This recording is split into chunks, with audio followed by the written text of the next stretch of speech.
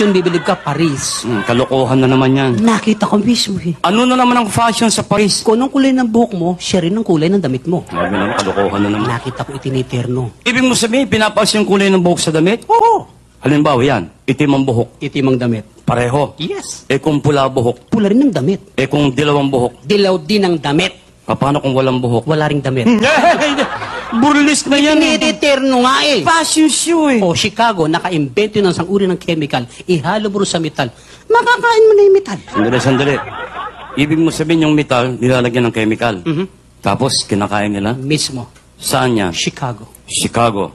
Pwes, magpunta ka ng Pangasinan.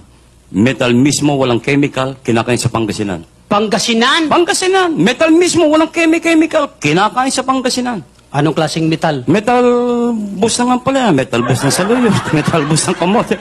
Bagong at kamatis, katalo na. Lahat ng metal, inabot ko sa iyo ah.